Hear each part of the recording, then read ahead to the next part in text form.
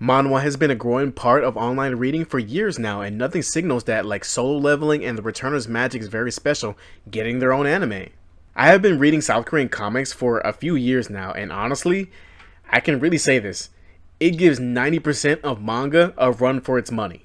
Like I said just now, manhwa has been on the up and up for a while now, and I want to put to attention a few more manhwas I think would be great reading material and even be great anime at some point.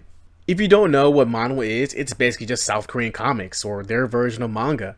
Unlike manga though, manhwa is pretty much for the most part colored in and gives a variety of unique art styles I think are 9 times out of 10 better than manga most of the time.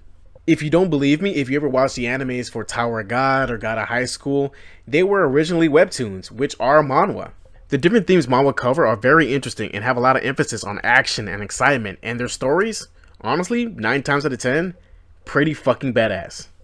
Themes based on bullies and delinquents climbing towers and becoming an all-powerful player or hunter, to stories centered around the martial arts world and becoming the best there ever was, and doing pretty badass shit along the way.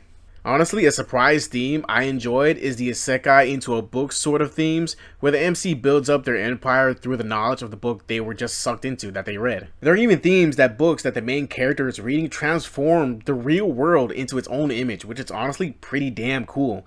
There's a lot of themes of regression, being a necromancer, and overall being overpowered as fuck. The one thing I didn't expect though was how funny these manhwas would be. They are absolutely hilarious. But okay, before anything else, let me tell you about 3 manhwas I picked, and I'll begin with The World After the End. I've read a lot of manhwa where the main character climbs a tower, but this isn't like this at all.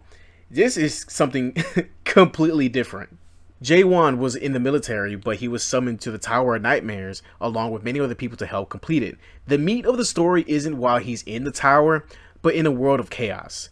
Being the last one fighting the tower and going through its floors, as either everyone either died or left him to go back to the past before the tower appeared, he goes ahead and basically completes the tower and gets thrown into the world of chaos. In the world of chaos, where his strong will begins to rally many people around him, where he challenges the dangers of chaos and its many strong individuals. The story for the world after the end can be a little bit convoluted, but it's pretty interesting, especially when it comes to adapters who abide by the system and awakeners who reject the system. Jae-won naturally rejects the system and follows an unconventional way to develop his strength. He just stabs things, and he does a more serious stab and then a more serious stab, but it gets funnier because that's literally almost his only move, but he makes it look like it's way more than it initially is. It's kind of funny. The art is absolutely amazing, while the characters are diverse and interesting as we see them in the world of chaos. The World After the End has, from right now, either 91, 92 chapters as of this recording, and it's pretty badass, where the main character follows his own path no matter how crazy it gets.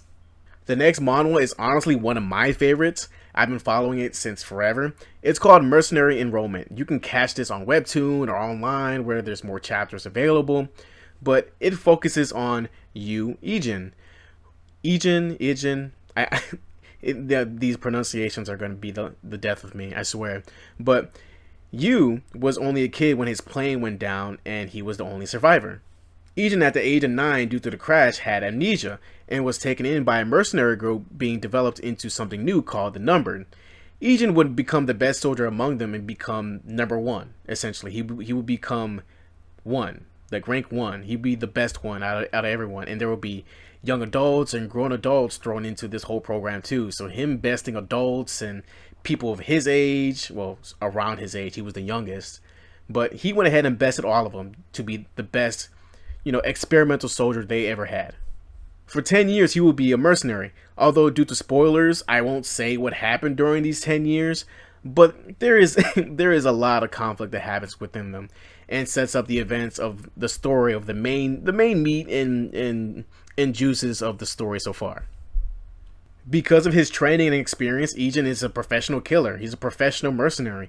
But due to being connected to some South Korean soldiers at the latter half of his 10-year tenure of being a mercenary, he goes ahead and starts getting his memories back. And when he starts learning more about his name and, remembering it all, they go ahead and send word back to South Korea, where they go ahead and put him together with his grandpa and his sister that hasn't seen him in 10 years. Everything sounds like it's like a dream, like it's like, happiness and rainbows, but due to his experiences being a mercenary, his responses to conflict in a peaceful country are incredibly different than others. Although he is pretty docile, he wouldn't hesitate to beat the shit out of you for messing with him, but if you're messing with his friends, his family, just people he fucks with, he will beat the shit out of you within an inch of your life. The story of Mercenary Enrollment follows Ejin trying to live a normal life, but as I've said before, because of his time as a mercenary, he gets involved in many different situations in the country alone before anything from his past shows up to muddy everything further. It's honestly really nice to see the main character just want to live a normal life, a peaceful life, and try to defend everything he cares for by any means necessary. He would do literally anything for his friends, family, and even people he respects, as he is genuinely a nice person and would die for people he loves. This wonderful manhwa has 153 chapters and running. You can read it all online or on webtoons, but I suggest reading online since there's more chapters there.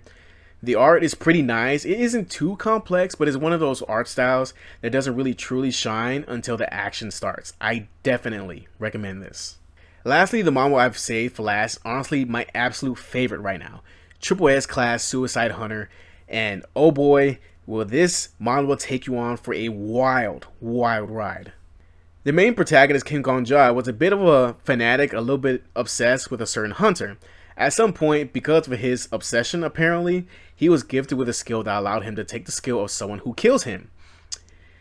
Yeah, it baffled me when I first read this, the protagonist and probably other readers, but later on he does see his idol killing another well-known player, crazily enough, but because his idol didn't want any witnesses, he kills Kim, but Kim's S-Class skill, the skill he got from his obsession, comes in and copied the skill to regress 24 hours before your death, when you die.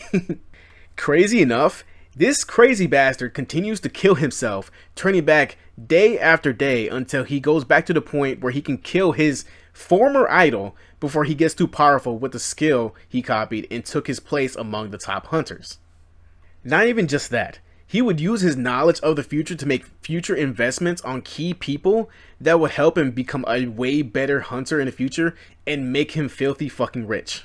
He would also copy the skill of one of the top players after being killed by him, which caused him to copy the spirit of the Sword Emperor, a legendary person who almost completed the tower by himself. The Sword Emperor would add some comedy, great insight, and even teach Kim, even though he calls him Zombie as a nickname. When Kim enters the world of a martial arts mixed with zombies, apparently, the Sword Emperor would really shine here in this arc. Kim's existence becomes unparalleled to anything other hunters would ever do. Even the top hunters would understand that the King of Death was someone who had incredible skill over life and death. Of course, they don't know that Kim is a regressor and he can correct his mistakes, but they don't know that. They don't know that.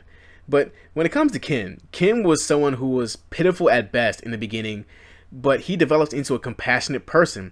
He does have a bit of a scheming and selfish side, but his intentions and motivations are simple and pure enough to be called a righteous person, which honestly, he is honestly, in my opinion, like how he's written, a really nice person, a really nice character. It's just that with everything he does is for a purpose, and that purpose is to basically advance through the tower.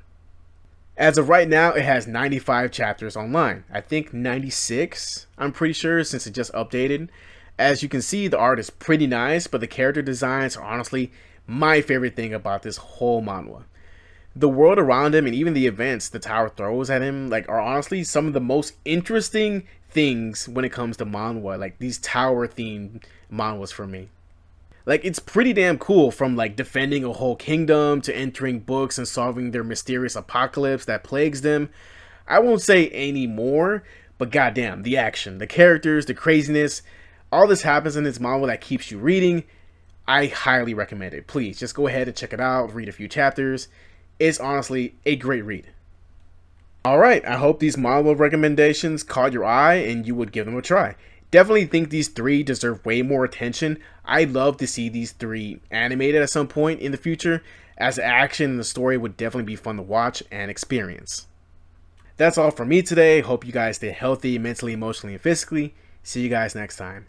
Thank you so much for supporting the channel. Like, comment, subscribe, share it out. Thank you. Thank you so much.